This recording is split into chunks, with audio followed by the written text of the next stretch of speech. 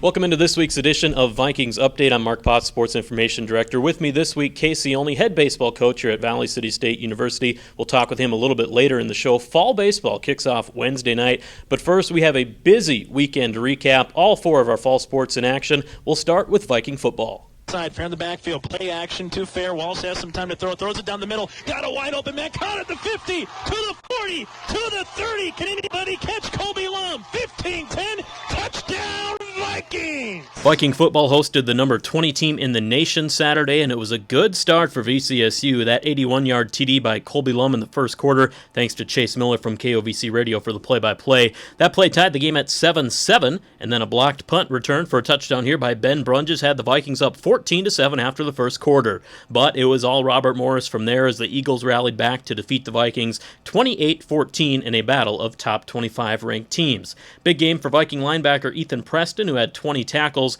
Lum finished with 6 catches for 159 yards and a TD. Vikings are now 2-1 on the season.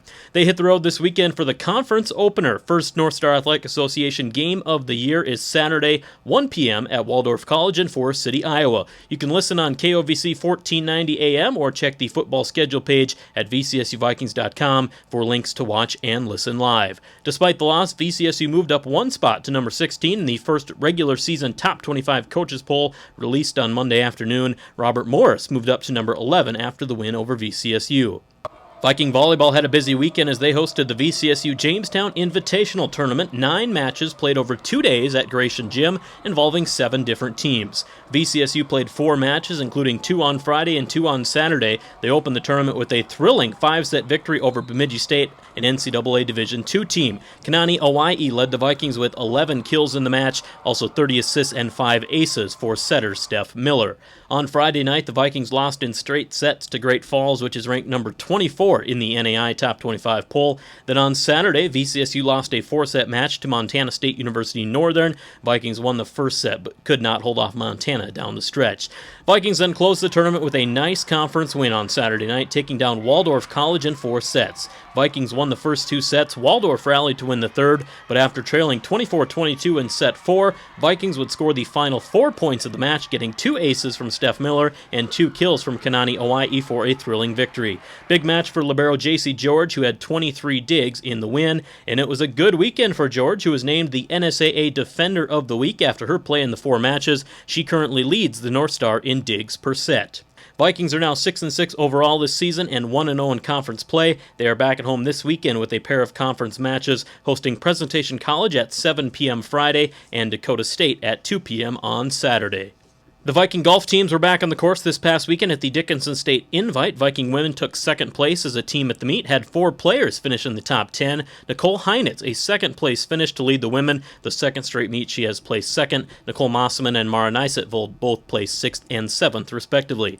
Good weekend for the Viking men as well. They claimed first place as a team, shooting a .306 on day 1 and a .298 on day 2. First team victory of the season for the Viking men. Kyle Wiebe and Ben Sorensen both shot even par 71 on day 2, and they finished 2nd and 3rd, respectively, at the meet. Jared Lentz and Tyler Bockel placed 7th and 8th. Next up for Viking golf is the Jamestown Invite on Sunday and Monday at the Jamestown Country Club. Viking Cross Country opened the 2015 season Friday night at the MSUM Twilight Meet. On the women's side, Vikings took 8th place overall. Alexandra Cardenas was the top Viking, placing 32nd in the 4K race. Andrea Milbrath, a freshman, was 24 seconds behind in 44th.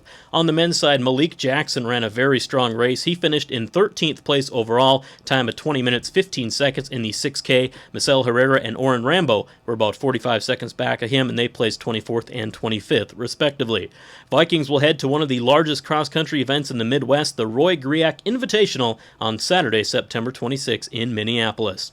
And finally, Viking baseball opens the fall season Wednesday night with a home game against Mayville State, 6:30 p.m. out at Charlie Brown Field in Valley City. And for the first time, we will be live streaming video from a home baseball game. You can find the link on our website, VCSUVikings.com. Viking baseball also back home Saturday at 4 against Presentation College. Joined on this week's edition of Vikings Update by Casey Olney, head baseball coach here at Valley City State. It is fall, but we have baseball. Third year in a row we have fall baseball, counting games here at Valley City State. So, Casey, you are a busy man here in the first couple weeks getting ready. First home game Wednesday night against Mayville State, also at home Saturday against Presentation College. First off, how is the team looking? You've had a couple weeks here of fall practice. Are you ready for Wednesday night? How's it going?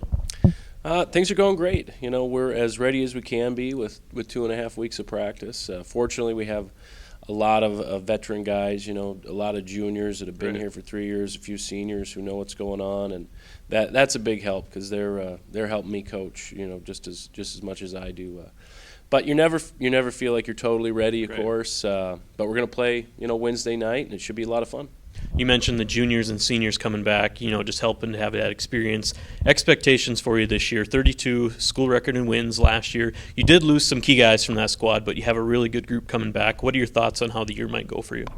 I'm feeling pretty positive about things. We graduated 5 guys, leaders on the field and off, and they'll be tough to replace. We'll have to find some answers there. But that being said, we have a lot of guys back, a lot of key guys in key positions.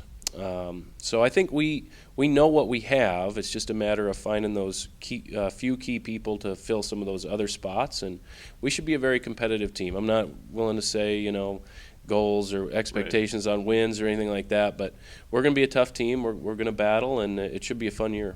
We mentioned the third season of fall baseball. A couple new teams added in this year playing Jamestown and Dickinson State. I believe up to 6 teams now in the North Star playing fall baseball. Also, Wednesday night games are a new thing this year with Mayville and Jamestown. What are your thoughts on that? Is that kind of a nice addition to have that Wednesday night?